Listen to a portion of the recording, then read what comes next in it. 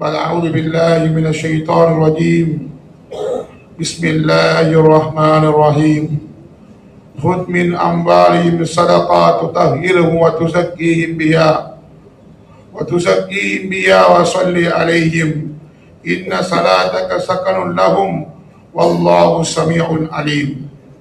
صدق الله مولانا العظيم. عن ابن عمر رضي الله تعالى عنه قال رسول الله صلى الله عليه وسلم بني الإسلام على 5: شهادة أن لا إله إلا الله وأن محمدا رسول الله وإقام الصلاة وإيتاء الزكاة وحج البيت وصوم رمضان. صدق رسول الله صلى الله عليه وسلم. இவ்வையகத்தை படைத்து நிர்வாகம் செய்யக்கூடிய ஏக இறைவன் அல்லாஹ் ஜல்ல ஜலாலுவுக்கே அனைத்து புகழும் புகழ்ச்சியும் உண்டாகுவதாக. மேலும் அல்லாஹ் ஒருத்தன் என்ற ஏகத்துவத்தை மக்கள் மயப்படுத்துவதற்கு கடைசியாகவும் ரஹ்மத்தாகவும் அனுப்பப்பட்ட சத்திய தூதர் சர்தார் ஆலம் முஹம்மது முஸ்தபா ஸல்லல்லாஹு அலைஹி வஸல்லம் அவர்கள் மீது அல்லாஹ்வுடைய ஸலாத்தும் ஸலாமும் உண்டாகுவதாக. மேலும் சஹாபாக்கள், தாபிஈன்கள், தபா தாபிஈன்கள், அவுலியாக்கள், சுஹதாக்கள், நாதாக்கள், உலமாக்கள், சாலிஹீன்கள், முஃமின்கள் அனைவர்கள் மீதும் அல்லாஹ்வுடைய ரஹ்மத்தும் மக்ஃபிரத்தும் உண்டாகுவதாக. ஜுமாவுடைய நாளில் அல்லாஹ்வின் இறை இல்லத்தில் அமர்ந்திருக்கும் அல்லாஹ்வின் இறை விசுவாசிகளே, சகோதரர்களே, வாழ்க்கையில் எல்லா கட்டத்திலும் எல்லா சூழ்நிலைகளிலும் எங்கிருந்த போதிலும் யாருடன் இருந்த போதிலும் தக்வாவை, இறை அச்சத்தை வாழ்க்கையின் குறிக்கோளாக ஆக்கிக் கொள்ளும்படி முதற்கண் அடியேனுக்கும் அப்பால் உங்களுக்கும் வன்மையுடன் வசியத் என்ற மரண சாசனம் கூறுகிறேன். அல்லாஹ்வின் இறை விசுவாசிகளே, சகோதரர்களே, அல்லாஹ் சுப்ஹானஹு வ தஆலா இந்த மனிதர்களை படைத்து இந்த மனிதர்களுடைய தேவைகளை பூர்த்தி செய்வதற்காக வேண்டி பணம், செல்வம் என்ற ஒன்றை அல்லாஹ் நமக்கு தந்திருக்கிறான். ஸல்லல்லாஹு அலைஹி வஸல்லம் சொன்னார்கள், கஸ்புல் ஹலால் ஃபரீலத்துன் பஅதல் ஃபரீலா. ஸல்லல்லாஹு அலைஹி வஸல்லம் சொன்னார்கள், ஹலாலான சம்பாத்தியத்தை தேடுவது அது ஒரு ஃபர்ல் என்பதை ஸல்லல்லாஹு அலைஹி வஸல்லம் அவர்கள் இந்த உம்மத்துக்கு படித்து தந்தார்கள்.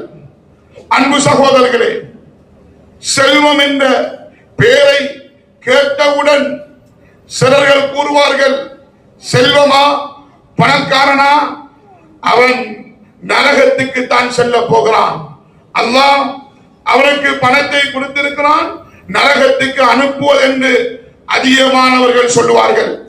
இன்னும் சிலர்கள், செல்வமா, அல்லாஹ் அவனுக்கு நியாமத்தை கொடுத்திருக்கிறான், அந்த நியாமத்தை எங்களுக்கு தரவில்லை, இந்த ஹாஜியாருக்கு அல்லாஹ் செல்வம் என்ற நியாமத்தை கொடுத்திருக்கிறான் என்றும் இன்னும் சிலர்கள் கூறுவார்கள்.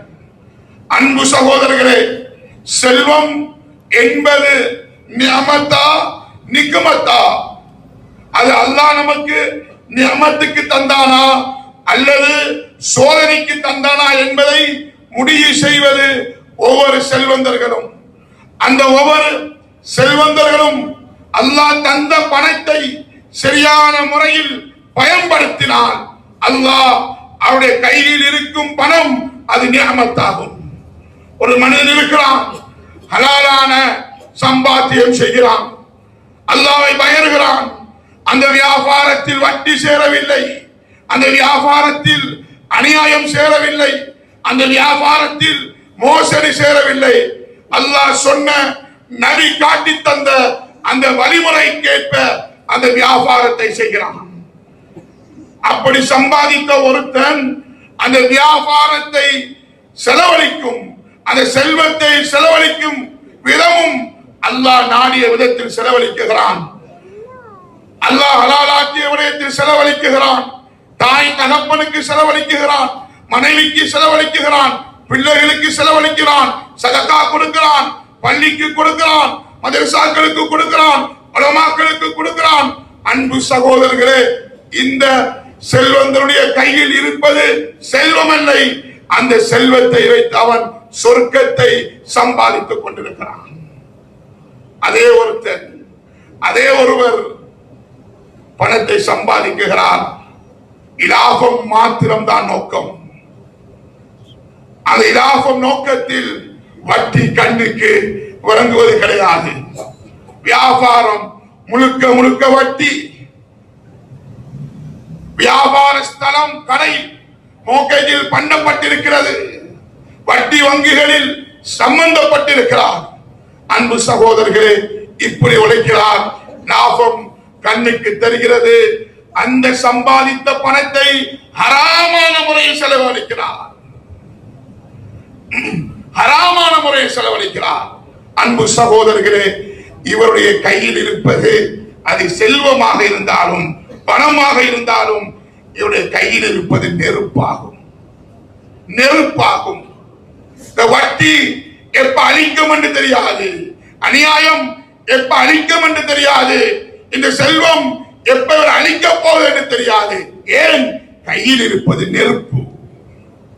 அன்பு சகோதரர்களே, சஹாபாக்கள் கையில் பணம் இருந்தது, செல்வம் இருந்தது. அந்த செல்வத்தை வைத்து நம்மில் அதிகமானவர்கள் சொல்லுவார்கள், ஹராம் சேராமல் பணம் சேர மாட்டாது. பணம் சேருவதாக இருந்தால் ஹராம் சேர்ந்திருக்கணும் என்று அதிகமானவர்கள் கூறுவார்கள். ஆனால் அந்த தத்துவத்தை உடைத்து காட்டினார்கள் சஹாபாக்கள். சொர்க்கத்தை கொண்டு நன்மாராயம் கூறப்பட்ட 10 சஹாபாக்களுடைய சரித்திரத்தை புரட்டுங்கள். அதில் 4-5 சஹாபாக்கள் கோடீஸ்வரர்கள். அபூபக்கர் சித்தீக் ரலியல்லாஹு தஆலா அவர்கள் கோடீஸ்வரன், உஸ்மான் இப்னு அஃபான் ரலியல்லாஹு தஆலா அவர்கள் கோடீஸ்வரர், அப்துல் ரஹ்மான் இப்னு அவுஃப் மக்காவை விட்டு மதீனாவுக்கு ஹிஜ்ரத் செய்கிறார்கள். அனைத்து பணத்தையும் மக்காவில் தூக்கி எறிந்துவிட்டு வெறும் கையோடு மதீனாவுக்கு வருகிறார்கள். பசார் காண்பிக்கப்படுகிறது, உழைக்கிறார்கள், சம்பாதிக்கிறார்கள். வீட்டில் நாணயங்கள் குவிந்து கிடக்குகிறது, பணம் செல்வம் குவிந்து கிடக்குகிறது. ஆனால் அந்த செல்வத்துடன் ஸல்லல்லாஹு அலைஹி வஸல்லம் அவருடைய வாயிலிருந்து இந்த உலகத்தை விட்டு பிரிவதற்கு முன்னால் அப்துல் ரஹ்மான் இப்னு அவுஃப் ஃபில் ஜன்னah, அப்துல் ரஹ்மான் இப்னு அவுஃப் சொர்க்கவாதி என்ற பட்டத்தை எடுத்தவுடன் தான் மரணித்தார்கள். அன்பு சகோதரர்களே, ஆகையினால் அல்லாஹ் என்ற கையில செல்வத்தை தந்திருக்கிறானா, அது அல்லாஹ் நமக்கு நியமத்தாக தந்திருக்கிறான். நிக்குமத்தாக மாற்றுவது நம்முடைய கையில் தான் இருக்கிறது. அதனாலதான் மஹ்ஷருடைய மைதானத்தில் கேள்வி ஒன்று இருக்கிறது, உன் பணத்தை எப்படி சம்பாதித்தாய், எப்படி செலவழித்தாய்? இந்த கேள்விக்கு பதில் சொல்லாத வரைக்கும் நாம் காலை முன்னாலும் வைக்க முடியாது, பின்னாலும் வைக்க முடியாது. அன்பு சகோதரர்களே, செல்வந்தர்களே, அல்லாஹ் தந்த செல்வத்தில் நாம் செய்ய வேண்டிய முதலாவது கடமை என்னவென்றால், வருடா வருடம் என்ற செல்வத்துக்குரிய ஜகாத்தை சரியாக கொடுப்பது. குர்ஆனில் அல்லாஹ் தொழுகையுடனும் ஜகாத்தை கிட்டத்தட்ட 32 இடங்களில் தொழுகையுடன் அல்லாஹ் ஜகாத்தை சேர்த்து கூறுகிறான்.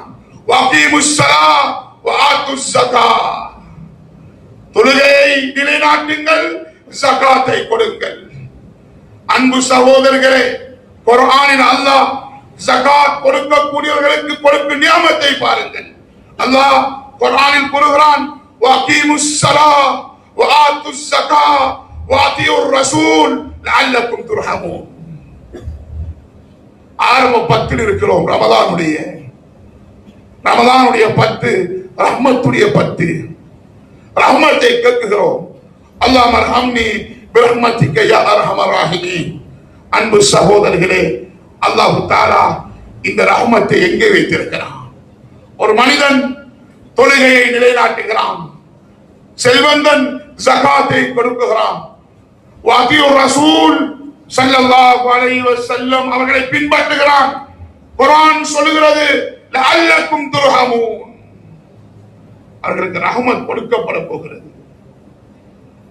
ரஹ்மத் கொடுக்கப்பட போகிறது. குர்ஆனில் அல்லாஹ் இன்னொரு ஆயத்தில் சொல்கிறான் வகீமுஸ் ஸலாத் வஆத்துஸ் ஸகாத் வமா துகத்திமு லிஅன்ஃபுசிக்கும் மின் கைரின் தஜிதுஹு இன்தல்லாஹ். தொழுகையை நிலைநாட்டுகிறீர்களா? ஜகாத்தை கொடுக்குகிறீர்களா? உலகத்தில் இருக்கும் போது நல்ல காரியங்களை செய்து முற்படுத்தி அல்லாஹ்வுக்கு அனுப்பி வைக்கிறீர்களா? நிச்சயம் அல்லாஹ்விடத்தில் இதனுடைய கூலியை நீங்கள் கண்டுகொள்வீர்கள்.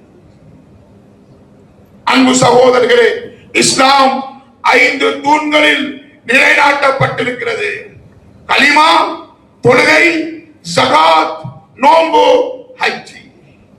இந்த 5 கடமைகளையும் யார் சரிவர செய்கிறார்களோ, அதிலும் குறிப்பாக செல்வந்தர்களுக்கு இந்த 5 கடமைகளில் மிகப்பெரிய பொறுப்பு இருக்கிறது. ஏனென்றால் தொழுகை எல்லோருக்கும் கடமை, ஷஹாதத்து கலிமா எல்லோருக்கும் கடமை, நோன்பு எல்லோருக்கும், வயது வந்த எல்லோருக்கும் கடமை. மீதமாக இருக்கும் 2ம் ஜகாத்தும் ஹஜ்ஜும் இருக்கிறது. அது செல்வந்தர்களுக்கு மாத்திரம் குறிப்பானது. செல்வந்தர்களுக்கு மாத்திரம் குறிப்பானது. எல்லோருக்கும் ஹஜ் செய்வது கடமை கிடையாது, எல்லோருக்கும் ஜகாத் கொடுப்பது கடமை கிடையாது. அன்பு சகோதரர்களே, இந்த 5 காரியங்களையும் யார் சரிவர செய்கிறார்களோ அல்லாஹ்வின் தூதர் சொன்னார்கள், இவர்கள் சொர்க்கத்துக்குள் எந்த ஒரு பிரச்சனையும் இல்லாமல் நுழைந்து விடுவார்கள். அன்பானவர்களே, நம்மில் அதிகமானவர்கள் ஜகாத்தை ஒரு ஏழை வரி என்று தான் நினைக்கிறார்கள். ஜகாத் என்கிற ஒரு இன்கம் டாக்ஸ், ஜகாத் என்ற ஒரு பிரைஸ் கண்ட்ரோலை போன்று ஒன்று. அதனாலதான் பிரைஸ் கண்ட்ரோல் வருது, இன்கம் டாக்ஸ் வருகிறது, கஸ்டம்ஸ் வருகிறது என்றா, அல்லது வரி எடுக்கிறவங்க வாராங்கன்னா கடையை மூடிடுவோம். ஆஜியார காணல, இன்னைக்கு வாரையாமண்டா கடை மூடப்பட்டுட்டு, கொப்பிகள் ஒழிக்கப்பட்டுட்டு, கணக்குகள் வீசப்பட்டுட்டு. அன்பு சகோதரர்களே, இதை போன்றுதான் ஜகாத் என்று நினைச்சு வச்சிருக்கிறோம். ஜகாத் என்பது ஏழை வரி அல்ல, ஜகாத் என்பது இன்கம் டாக்ஸை போன்ற அல்ல. ஜகாத் என்பது இபாதத்துன் மாலியா, ஒரு இபாதத், ஒரு வணக்கம், பணம் சம்பந்தப்பட்ட ஒரு வணக்கம். எப்படி தொழுகை நோன்பு ஒரு வணக்கமோ அதே போன்று அன்பின் சகோதரர்களே ஜகாத் என்பதும் ஒரு வணக்கம். அன்பார்ந்தவர்களே, இது வணக்கமாக நம்ம வழங்கணும். அதனால அல்லாஹ் மனிதர்களுக்கு ஜகாத் கொடுப்பதினால் கிடைக்கும் பலன் என்ன என்பதை ஜகாத் என்ற வார்த்தைக்குள் வைத்திருக்கிறான். ஜகாத் என்ற வார்த்தைக்குள் அல்லாஹ் வைத்திருக்கிறான். ஜகாத் கொடுப்பதினால் உங்களுக்கு என்ன கிடைக்கப் போகிறது? அன்னு வளர்ச்சி ஏற்பட போகிறது. அல் பரக்கா செல்வத்தில் பரக்கத் உண்டாக்க போகிறது. அத்தஹாரா செல்வம் சுத்தமாக போகிறது. அன்பின் சகோதரர்களே, ஜகாத்துடைய அந்த பிரயோஜனம் என்ன? ஜகாத் கொடுப்பதினால் நான் யார்? ஜகாத் கொடுத்த அந்த செல்வந்தன் உலகத்தில் 2 விடயத்தை உம்மத்துக்கு படைத்துக் கொடுக்கிறான். ஜகாத்துடைய சிறப்பை வழங்குவதற்கு இந்த ஆயத்தும் மாத்திரம் போதுமானது. அன்பார்ந்தவர்களே, குத் மின் அம்வாலிஹிம் சதகா, குர்ஆனில் அல்லாஹ் சொல்றான், ஜகாத்தை நீங்க படிச்செடுங்கோ. இஸ்லாமிய நாடாக இருக்கும் என்றால் ஜகாத்துக்கென்று ஒன்று கொடுக்க ஒரு கமிட்டி வைக்கப்படும். அரு செல்வந்தர்களுடைய கடைக்கு போகணும், ஜகாத் கொடுக்க இயலாண்டா அவருக்கு தண்டனை கொடுக்கப்படணும். அவரை கணக்கை சரியாக காட்டணும். அவருக்கு சொல்லணும், எனக்கு இப்படி சொத்து இருக்கு, இப்படி பணம் இருக்கு என்று காட்டணும். ஜகாத் கமிட்டி தான் முடிவு செய்யணும் இவருக்கு இந்த வருஷம் எவ்வளவு ஜகாத் கடமை என்பதை. அல்லாஹ் அப்படி நீங்கள் கொடுத்துட்டீங்களா? இரண்டு விடயத்தை அந்த ஜகாத் கொடுத்த அடியான் உலகத்துக்கு வழங்கப்படுத்துகிறான். முதலாவது துதஹீருஹும்,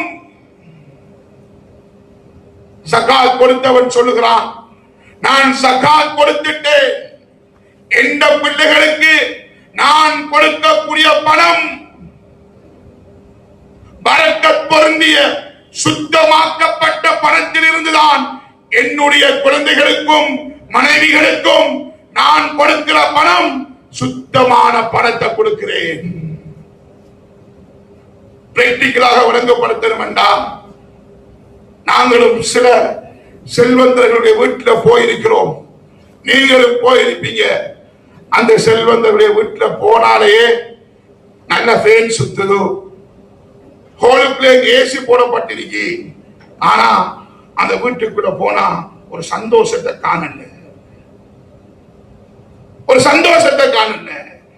எப்படா இந்த வீட்டிலிருந்து வெளியாகலாம் என்று நம்ம யோசிக்கிறோம்.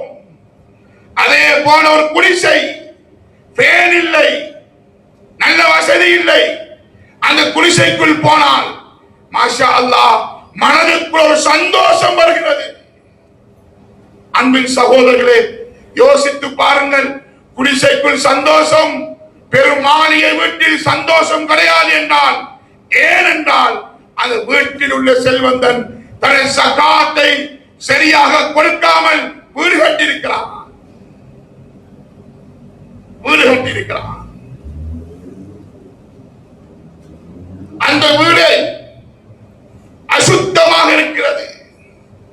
அதனால அன்பு சகோதரர்களே, ஜகாத் கொடுக்கிற அடியான் இந்த உம்மத்துக்கு விளங்கப்படுத்துகிறான், நான் ஜகாத் கொடுத்துட்டேன், என்னுடைய பணம் சுத்தமாகிவிட்டது, சுத்தமான பணத்தில் இருந்து நான் என் பிள்ளைகளுக்கு செலவழிக்கிறேன், நான் வீடு கட்டிருக்கிறேன் சுத்தமான பணத்தில் இருந்து.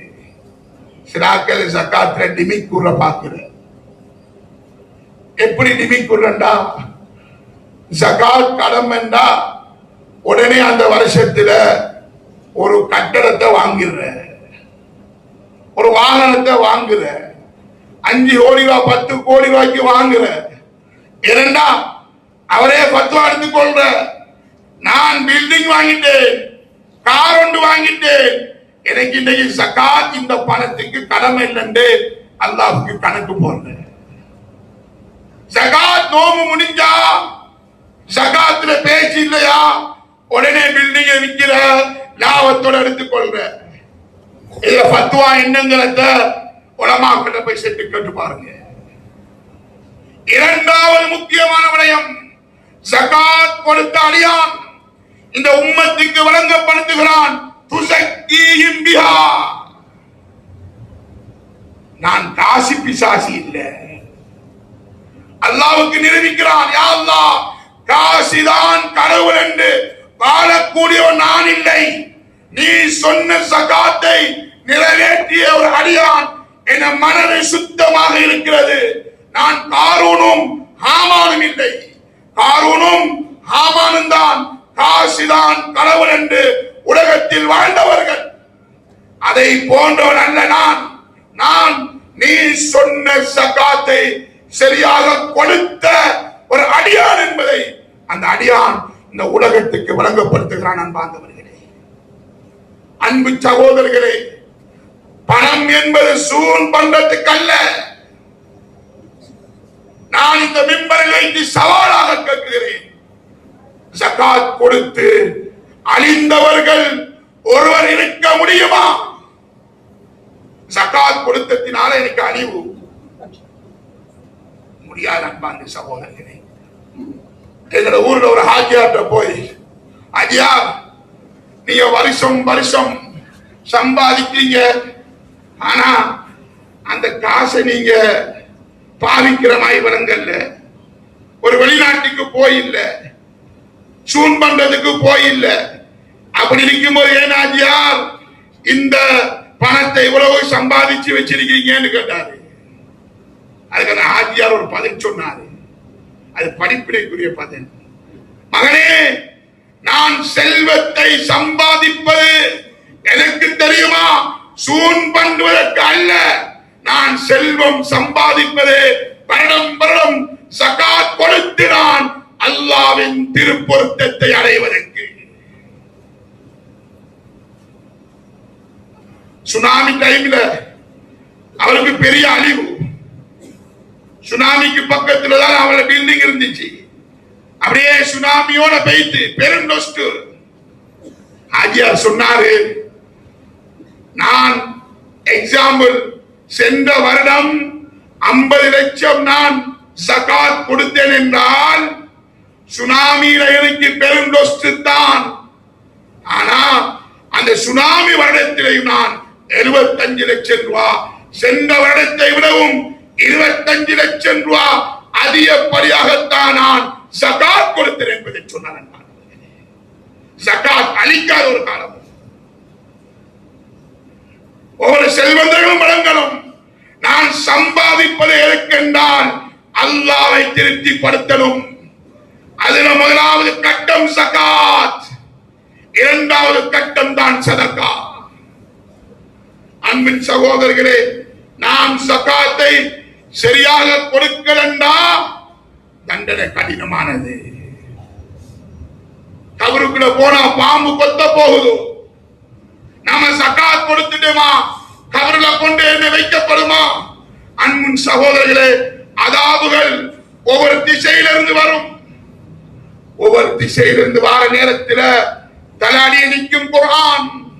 குர்ஆன் சொல்லும், அந்த குர்ஆன் அந்த அடியானுக்கு வரும் அதாவை தடுக்கும். காலால வரும் அதாபு ஜகாத் நிற்கும். அவளத்தை இந்த அடியாரை நான் வேதனை செய்ய விட மாட்டேன். இவன் ஜகாத் கொடுத்த அடியான். கையால வரும் அதாபு, அந்த கையால வார நேரத்தில் சுன்னத்தான சதகாக்கள் வந்து நிற்கும். இந்த கையாளவன் சுன்னத்தான சதகா கொடுத்த அடியான், நான் வேதனை செய்ய விட மாட்டேன். இதுதான் நியமத்தன் பாந்தவர்களே. அதனாலதான் சில ஹாஜியார் மாறு கோவிச்சு கொள்ளாதீங்க. பிள்ளைகளுக்கும் ஜகாத்தை கொடுக்கணுங்கிறத படிச்சு கொடுங்க. சில ஹாஜியார் மாறு என்ன செய்யறா, நம்ம செஞ்ச டிமிக்கு பிள்ளைக்கும் டிமிக்க செஞ்சு கொடுக்கிறேன். நான் இப்படிதான் ஜகாத் கொடுக்காம நான் தப்பினங்கிறத சொல்லி கொடுக்கிறேன். அன்பின் சகோதரர்களே, செல்வந்தருடைய கபர் ஒன்று வருகிறது, மையத்து வருகிறது. இதை செய்யணும். அப்படி செய்யாம அனுப்பினா அவர் கபருக்குள் வேதனை செய்யப்பட போகிறார். இவர் கடைசி 10 யா அல்லாஹ் நரக விடிலே தாண்டி கத்துறாரு. காபாவுக்கு போய் அங்க காபாவுக்கு முன்னால ஹஜ்ருல் அஸ்வத் கல்லை முத்தமிட்டு விட்டு துஆ செய்கிறாரு. யா அல்லாஹ் நரக விடிலே தாண்டி கேட்கிறாரு. எல்லாம் கேட்கிறாரு. இந்த ஜகாத் ஓட்டு வேலல்ல, வேலல்ல. கடைசி 10 அழுதும் வேலல்ல. அந்த நரக விடில அல்லாஹ்ட்ட கத்திரமா தொழுகல, அல்லாஹ் மன்னித்துக் கொள்வான். ஒரு அடியான் தொழலண்டா அல்லாஹ் அவர்கிட்ட கெஞ்சி கேட்கிறோம். கண்டால பாவம் செய்கிறோம், கெஞ்சி கேட்கிறோம், அல்லாஹ் மன்னிச்சுக் கொள்ளலாம். ஆனால் ஜகாத் கொடுக்கலையா, இது அந்த 8 கூட்டத்துக்கும் கொடுக்கிற கடன். 100 ரூபாய்க்கு 2.5 வீதமா அல்லாஹ் தஆலா ஜகாத்தை 8 கூட்டத்துக்கு அல்லாஹ் கடமையாக்கி இருக்கிறான். நம்ம நாட்டுல 5 கூட்டம் இருக்கு, 3 கூட்டம் இல்ல. அந்த 5 கூட்டத்துக்கும் நம்ம கொடுக்கிற கடன். நம்ம படிச்சிருக்கிறோம், பல பயான்ல கேட்டிருக்கிறோம். கடனை ஷஹீத் என்றாலும் கடன் கொடுக்கலையா பாவம் மன்னிக்கப்படாது என்று படிச்சிருக்கிறோம். ஹதீஸ கேட்டிருக்கிறோம். இங்க ஒரு ஆளுக்கு கடன் அல்ல, 5 கூட்டத்துக்கு கடன். ஆள் மௌத்தா இருக்கிறார். அதனால ஒரு செல்வம் படைச்சவருடைய மையத்து பள்ளிக்கு வந்துட்டுண்டா நம்ம ஒரு ஆள் முன்னுக்கு வந்து கேட்கிற, ஹாஜியார் பிசினஸோட சம்பந்தப்பட்டவரு, உங்களுக்கு குடுமதி இருந்தா கொடுத்து கொள்ளுங்க, தருமதி என்றா பிள்ளைகள் முன்னுக்கு இருக்காங்க எடுத்துக்கொள்ளுங்க. பிள்ளைகள் பாப்பாவை அடைக்கிறதுக்கு முன்னாலேயே தீர்மானிச்சுட்டாங்க, இந்த சொத்தெல்லாம் எனக்கு, இந்த வளவு எனக்கு, இந்த காணி எனக்கு, இந்த மணவள பசார்ல இருக்கிற கடை எனக்கு என்று பிரிச்சு கொண்டுட்டாங்க. ஷரியத்தின் அடிப்படையில அப்படி பிரிக்கிறா. இவர் கொண்டு வர வைக்கப்பட்டிருக்கிறா. முதலாவது பார்க்கணும், இவரு ஹஜ்ஜி செய்யலண்டா அது விட்டுட்டு போற பணத்திலிருந்து இவருக்காக ஹஜ்ஜி செய்யறதுக்கு ஒரு ஆளுக்கு 25 லட்சத்தை கொடுத்து அனுப்பணும். இந்த ஹாஜியாருக்கு ஹஜ்ஜி செஞ்சுட்டு வாங்க. ஊர்ல ஹாஜியார் என்ற ஆள் பேமஸ் தான், ஆனா இன்னும் ஹஜ்ஜிக்கு போகல. அவன் மௌத்தாகிட்டாரா, முதலாவது செய்யணும். இவர் ஹஜ்ஜிக்கு போகாம மௌத்தா இருக்கிறாரு, இவர் ஹஜ்ஜி செய்யறதுக்கு ஒரு ஆளை நியமிச்சு அதை அனுப்பி வைக்கணும். இவருக்கு கடன் கொடுக்கிறதுக்கு இருக்கா, அந்த கடனை நிறைவேற்றி வைக்கணும். மூணாவது செய்யணும், ஹாஜியார் எத்தனை வருஷம் ஜகாத் கொடுக்கணும். 5 வருஷம் ஜகாத் கொடுக்கிறா, கபரு மையத்திருக்கிற ஹாஜியார பணத்திலிருந்து பிள்ளைகளுக்கு வழங்கப்படுத்தணும். மகனே, உங்க வாப்பா 5 வருஷம் ஜகாத் கொடுக்கல, எக்ஸாம்பிள் 5 கோடி ரூபாவா ஜகாத்தை கொடுத்துறீங்க. ஜகாத்தை கொடுக்கலையா நீங்க சந்தோஷமாக இருப்பீங்க. பாப்பா ஜகாத் கொடுக்காதனால கபருக்குள்ள பாம்பு கொத்த போகுது. சிந்திச்சு பாருங்க. அதனால ஹாஜியார் மாறு செல்வந்தர்கள் நம்முடைய ஜகாத்தை சரியாக கொடுத்திடணும். மௌத்தாரத்துக்கு முன்னாலே ஜகாத்தை சரியாக கொடுத்துட்டு மரணிச்சிடணும்.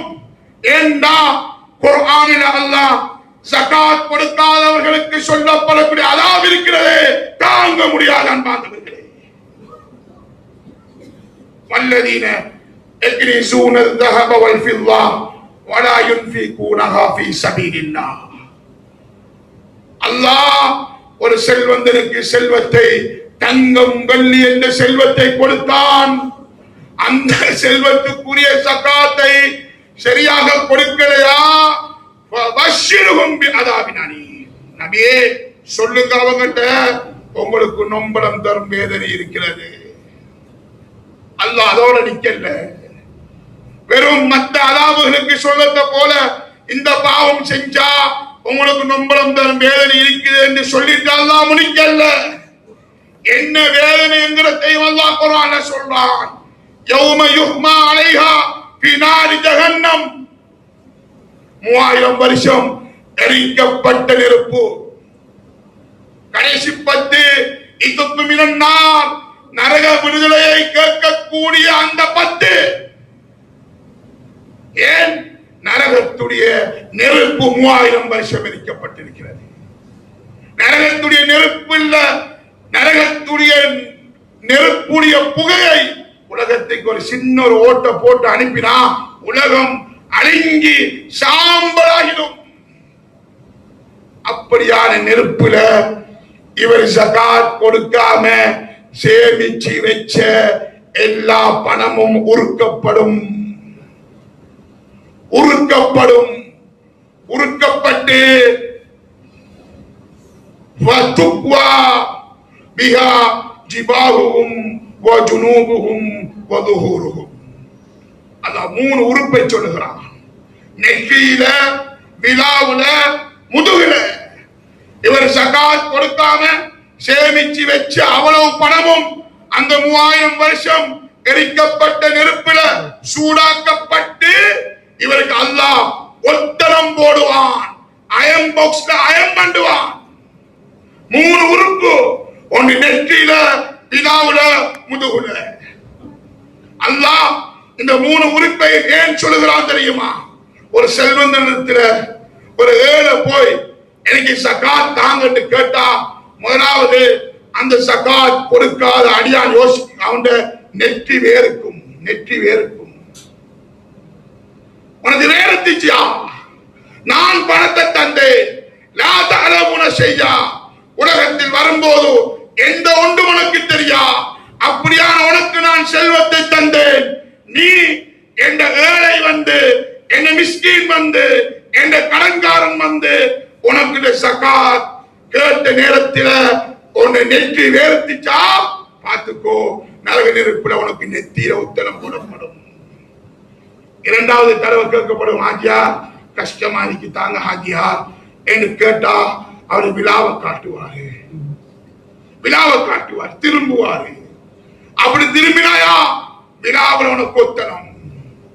மூணாவது தடவை கேட்கப்படும், முதுக திருப்பிட்டால் வைத்திருவாரு. அதனால உனக்கு முதுகுல ஒத்தனம் போடப்படும். ஒத்தனம் போட்டு அல்லாஹ் சொல்லுவான், ஹாராமா கனஸ்தும் அன்புசிக்கும். சொத்து சொத்து சொத்து, பணம் பணம் பணம், எனக்கு பணம் வேணும், பணம் வேணும், சொத்து வேணும், சொத்து வேணும் என்று உலகத்தில் சேகரித்து சேகரித்து வைத்தாயே, அந்த பணத்தை நீ ஜகாத் கொடுக்காதே, ஹாராமா கனஸ்தும் அன்புசிக்கும். உனக்கு சேகரித்த பணம் தான் உனக்கு ஒத்தனமாக போடப்படுகிறது. வதூக்குமா குந்தும் தக்கினிசு, நீ அனுபவித்துக்கோ, அனுபவித்துக்கோ. அன்பு சகோதரர்களே, நல்லவர்களே, இது முதலாவது அதாபு. இரண்டாவது அதாபு, நரகத்துக்குள்ள பேசிடுவாரு. இஞ்சால ஒரு அதாபு, மற்ற பக்கம் ஒரு அதாபு வரும். பாம்பொண்டு திரட்டும்.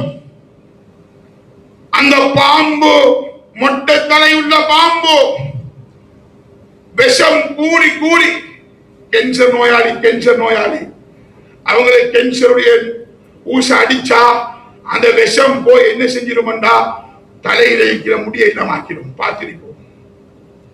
அத போலதான் அந்த பாம்புடைய விஷம் போய் போய் அந்த பாம்புடைய விஷத்தினால அந்த பாம்புக்கு ரோமம் ஒன்றும் இருக்காது. பாம்பு திரட்டும், இவர் ஓடுவார் ஓடுவாரு. பாம்பு சொல்லும், மகனே நான் பாம்பல்ல, ஆனா கன்சு வானமானு. நீ நினைக்கிறாய் நான் பாம்பு நினைக்கிறாயா? நான் பாம்பு இல்ல. நீ உலகத்திலே சேகரிச்சு வச்சாயே, ஜகாத் கொடுக்காம சேகரிச்சு வச்சாயே, அந்த பணம் தான் நான், நீ அனுபவிச்சுக் கொண்டு அந்த பாம்பு கொத்தும். அன்பாந்தவர்களே, அன்பின் சகோதரர்களே, சும்மா சிந்திச்சு பாருங்க. அல்லாஹ் 6 அறிவை எங்களுக்கு தந்திருக்கிறான். சிந்திக்கிறதுக்கு அல்லாஹ் தந்திருக்கிறான். கஷ்டப்பட்டு உழைக்கிறோம். வெயில் என்று பார்க்காம, மழை என்று பார்க்காம, வெளிநாட்டுக்கு போய் 10-15 வருஷம் சில பேரு மனைவிய பிள்ளைகளை விட்டு பிரிஞ்சு சம்பாதிக்கிறாங்க. இங்க புள்ள பிறந்துட்டு அவர் பிள்ளைய இன்னும் நேரடியா பார்க்கல. புள்ள 3 மாசம் வயிற்றுல இருக்கக்குள்ள வெளிநாட்டுக்கு போனவரு, பிள்ளைக்கு 2 வயசு இருக்கக்குள்ள திரும்பி வந்தவரு. பணத்தை கஷ்டப்பட்டு சேகரிச்சாரு. கல்லுண்டு பாதுகாக்கணும் என்று லொக்கர் வாங்கி போட்டு பாதுகாத்தாரு. அங்க இன்கம் டேக்ஸ், அங்க கஸ்டம்ஸ், அங்க போலீஸ், இங்க வரி, இதெல்லாம் கஷ்டப்பட்டு சேகரிச்சாரு. சிலாக்களை பார்க்கக்குள்ள பாவம், உழைச்சி உழைச்சி 60 வயசுலயும் உழைக்கிறாங்க, 65 வயசுலயும் உழைக்கிறாங்க. செல்வம் நல்லா இருக்கு, பிள்ளைகள் 4-5 பிள்ளைகள். ஆனா இவருக்கு இன்னும் உழைக்கணும் என்கிற தன்மை போகல. சிலாக்களுக்கு உழைச்சி உழைச்சி சீனி வருத்தம், சிலாக்களுக்கு உழைச்சி உழைச்சி பிரஷர் பிரஷர். ஆனா இப்படி எல்லாம் கஷ்டப்பட்டு உழைச்சிட்டு ஆள் மூத்தாயிட்டாரு. ஜகாத் கொடுக்காம, ஜகாத் கொடுக்காம மரணிச்சுட்டாரு. சிந்திச்சு பாருங்க இந்த நிலைமையை. இப்ப கபருக்குள்ள கொண்டு வைக்கப்படுகிறது. கபருக்குள்ள நீ ஜகாத் கொடுக்காததுனால வேதனை செய்யப்படுகிறது. அங்கால மறுபுறம், அங்கால மறுபுறம் கபரோட முடிச்சா மக்சர்ல கேள்வி இருக்கு, பணத்தை எப்படி சம்பாதிச்சாய், எப்படி செலவழிச்சாய். நம்ம அல்லாஹ்வை சொல்லலாமே, அல்லாஹ் நான் வருடா வருடம் ஜகாத் கொடுக்காம உனக்கு டூ போட்டு உனக்கு இது செஞ்சு நான் ஜகாத்து கொடுக்காம நான் சம்பாதிச்சேன்னு சொல்லலாமா போயிடலாட்டு? மக்ஷரோட முடிஞ்சா, மக்ஷரோட முடியல. அங்க நரகத்துக்குள்ள சொன்ன அதாவது அவ்வளவும் வரப்போகுது. இப்ப யோசிங்க, கஷ்டப்பட்டு கேபிட்டல், கஷ்டப்பட்டு பணத்தை சேகரிச்சவர் நரகத்துக்குள்ள வேதனை அனுபவிச்சு கொண்டிருக்கிறாரு ஜகாத் கொடுக்காம. ஆனா அவரால் உழைச்ச பணம் இஞ்ச மருமகன் BMW கார்ல ஏர் கண்டிஷன்ல போய் கொண்டிருக்கிறார். இஞ்ச வாப்பா நரகத்துக்குள்ள வேதனை செய்யப்படுறாரு. மகன் பெரிய வீடு கட்டி கிச்சனுக்குள்ள ஏசி போட்டு பாத்ரூமுக்குள்ள ஏசி போட்டு மனைவியோட சந்தோஷமாக இருந்து கொண்டிருக்கிறாரு. உழைச்சி தந்த வாப்பா, கஷ்டப்பட்டு உழைச்சி தந்த வாப்பா கபருக்குள்ளையும் நரகத்துக்குள்ளையும் கேள்விகளுக்கு கேட்கப்பட்டு அதாபு செய்யப்பட்டு கொண்டிருக்கிறார். சிந்திச்சு பாருங்க. புத்திசாலி நம்ம சிந்திப்போம், புத்திசாலி சிந்திப்போம். இந்த டிட்வா புயல் நமக்கு படிப்பினை தந்தது. டிட்வா புயல் படிப்பினை தந்தது. சுனாமி படிப்பினை தந்தது. சூறாவளி படிப்பினை தந்தது. என்ன படிப்பினை? நீ எவ்வளவு சம்பாதிச்சிருந்தாலும் ஒரு காற்று போதும் ஒன்னு அழிக்கிறதுக்கு. அதனால ஹதீஸ்ல வருது, காற்றை விடவும் ஒரு சிறந்த ஒரு படைப்பை அல்லாஹ் படைச்சிருக்கிறான் என்றால் நம்ம கொடுக்கிற சதகா. நம்ம ஜகாத் கொடுக்காம சேமிச்சு வச்ச அசுத்தத்தை கிளியர் பண்றதுக்கு, சுத்தம் செய்யறதுக்கு சுனாமி என்று வரும். கிழக்கு மாகாணத்தில் உள்ளவர்களுக்கு சுனாமி வரும். மேல் மாகாணத்தில் உள்ளவர்களுக்கு டிட்வா புயலாக வரும். மலையில் இருக்கிறவங்களுக்கு அது ஒரு இடத்தில் வரும். என்னத்துக்கு வார? ஹதீஸ்ல வருகிறது, அல்லாஹ் பூமிக்கும் கடலுக்கும் அல்லாஹ் அதாவை இறக்கிறானா, ஜகாத்துடைய அளவை வச்சுதான் அந்த ஜகாத் இருக்கிறான். ஜகாத் கொடுக்காதவனுக்கு மட்டும் பாவம் அல்ல. ஒரு கிராமத்துல ஒரு ஊர்ல ஜகாத் கொடுக்காம இருக்குதா, அல்லாஹ் அந்த ஊருக்கு பஞ்சத்தை போட்டுடுவான். மழை இறங்காது, மழை இறங்காது. டிட்வா புயல் என்னத்தை படிச்சு தந்துச்சு? பெரும் பெரும் கோடீஸ்வரர்கள் நடு ரோட்ல நிக்கிறாங்க. 35 பேர் 40 பேர் 100 பேருக்கு வேலை கொடுத்த ஹாஜியா நடு ரோட்ல, அவருக்கு ஜகாத் கடமை ஆயின. நம்ம எல்லாம் சேர்த்து கொண்டு கொடுத்த இது என்ன படிப்பினையை தருவது நமக்கு? இதை நம்ம கண்டு படிப்பினை பெறலையா? ஒரு மலை கிராமத்துல லொகருக்குள்ள பெரும் சொத்தை வச்சிருக்கிறார். லொகருக்குள்ள EPRS வச்சிருக்கிறாரு.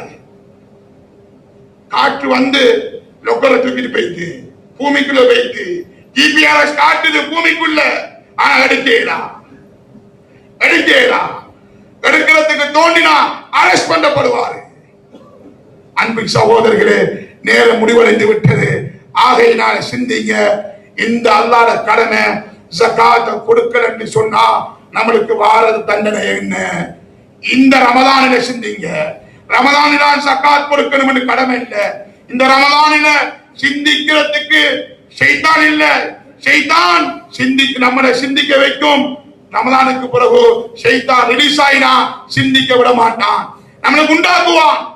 சரி சரி வாப்பா, இப்பதான நமக்கு 35 வயசு, இப்பதான 35 வயசு, இளம் தொழிலதிபதி தான். நீ அடுத்த வருஷம் ஜகாத்தை கொடு, அடுத்த வருஷம் ஜகாத்தை கொடு. இந்த வருஷம் ஒரு வடவை வாங்கி போடு, ஒரு BMW வாங்கு. நீ மனுஷன் தானே, சிலாக்கள் நினைக்கிற மனுஷன் தானே, அல்லாஹ் மன்னிப்பன் தானே, அல்லாஹ் மன்னிச்சிருவான் தானே. ஹஜ்ஜிக்கு போனா மன்னிப்பான் தானே, உம்ராவுக்கு போனா அன்று பிறந்த பாலகனை போட்டு வரப்போகிறோம் என்று யோசிக்கிறோம். ஜகாத்துக்கு அப்படி கிடையாது. இது கடன், இது கடன். நான் அதிகமாக எல்லா சும்மா பயான் சொல்றது அன்பு சகோதரர்களே, இதை மட்டும் சொல்லி முடிக்கிறேன். மன்னிச்சு கொள்ளுங்க, நேரத்தை எடுத்ததுக்கு. உலமாக்களையும் கண்ணியப்படுத்துங்க, மஜ்லிஸாக்களுக்கு ஜகாத் கொடுக்கிறா, ஆனால் மஜ்லிஸாவுல உள்ள உலமாக்களுக்கு ஜகாத் கொடுக்கலாம். அவங்க கடனாளியா, ஏழையா, மிஸ்கீனா, கஷ்டப்படுறாங்களா, வீடுதான் இருக்கிறாங்களா, ஜகாத்தை கொடுங்க, சந்தோஷப்படுத்துங்க. அவங்களும் மனுஷன் தான் பாப்பா. உலமாக்கள் மலக்குமார்கள் அல்ல. உலமாக்கள் மனுஷன் தான். தப்பு தவறுகள் செஞ்சிருப்பாங்க. பள்ளியில 2 நாளைக்கு லீவ் எடுத்திருப்பாங்க, மஜ்லிஸால ஒரு 3 நாளைக்கு லீவ் எடுத்திருப்பாங்க. மனுஷன் அதை வச்சு சிலாக்கள் செய்யற அவருக்கு கொடுக்கப்பட சகாத், அவருக்கு சகாத் கொடுக்கப்பட, அவருக்கு சரியாக கடமைகளை செய்யறது என்று சகாத் எல்லாம் ஆக்கிறேன். அன்பு சகோதரர்களே, அதுக்கும் படிப்பினை சொல்றேன். கொரோனா காலத்துல அதிகமான முக்கியமான தலை சிறந்த உலமாக்கள் வெளிநாட்டில் இருந்து கொண்டிருக்கிறாங்க. இப்படி எல்லா உலமாக்களும் வெளிநாட்டுக்கு பெய்திருவாங்க என்று சொன்னா, தொழிலுக்கு பெய்திருவாங்கண்டா, உலமாக்கள் உழைக்க தெரியாதவங்களும் அல்ல. உலமாக்கள் சட்டத்தை விளங்கி நம்மளை விடவும் சிறப்பாக சம்பாதிப்பாங்க. அப்படி எல்லா உலமாக்களும் பசாருக்கு பெய்திருவாங்க என்று சொன்னா, என் பிள்ளைக்கு குர்ஆனை படிச்சு கொடுக்கிற யாரு, ஹதீஸ படிச்சு கொடுக்கிற யாரு? பள்ளியில இமாம செய்யறதுக்கு பள்ளி தலைவர் தான் வரணும். அதனால அன்பு சகோதரர்களே, உலமாக்களை கவனிங்க, விதவைகளை கவனிங்க. நீங்க ஒரு சந்தோஷத்தை அடையணுமா? ஒரு கஷ்டப்பட்ட ஒரு மனுஷனுக்கு அவரை ஆட்டையும் கேட்டு போறல்ல, அந்த கஷ்டப்பட்ட ஒரு வேலைக்கு தேடி போய் உங்களுடைய சக்காத்தை நிறைவேற்றி பாருங்க, அவங்க கண்ணால வலிப்பாங்க. நான் அல்லாஹ்ட்ட கேட்டேன், அல்லாஹ் உங்களை கொண்டு எங்களுக்கு சக்காத்தை தர வச்சிருக்கிறான். அன்பு சகோதரர்களே, அவங்க கையேந்திதான் உங்களுக்கு துவா கேட்கணும் என்று சர்த்து கிடையாது. அவங்க மனசால செய்யறாங்க, யா அல்லாஹ் இந்த ஆஜியாரை வச்சு எனக்கு துவா செஞ்சு எனக்கு பணத்தை அனுப்பி வச்சாங்க என்று அந்த துவா மாத்திரம் போதும், உங்களுடைய செல்வம் இன்னும் வளர்ச்சி அடைகிறது. ஒரு நல்லவனுக்கு போய் சக்காத்தை கொடுத்து பாருங்க.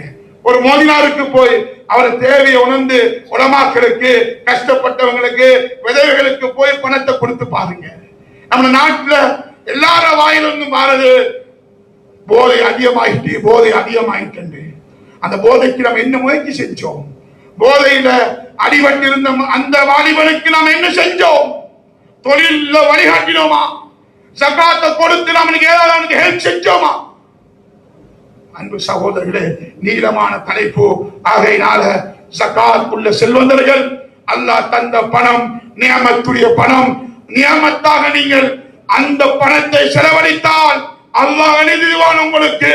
இந்த ஹாஜியார் சொர்க்கவாதி என்பதை எழுதுவான். அன்பார்ந்தவர்களே, ஆகையினால அல்லாஹ் அந்த பட்டத்தை உலகத்தில் இருக்கும் போது சொர்க்கவாதி என்ற பட்டத்தை எழுதப்படுவதற்கு எல்லாம் அல்லாஹ் எனக்கும் உங்களுக்கும் தௌஃபீக் செய்வானாக. வாஹிர தஅவானா அனில் ஹம்துலில்லாஹி ரப்பில் ஆலமீன்.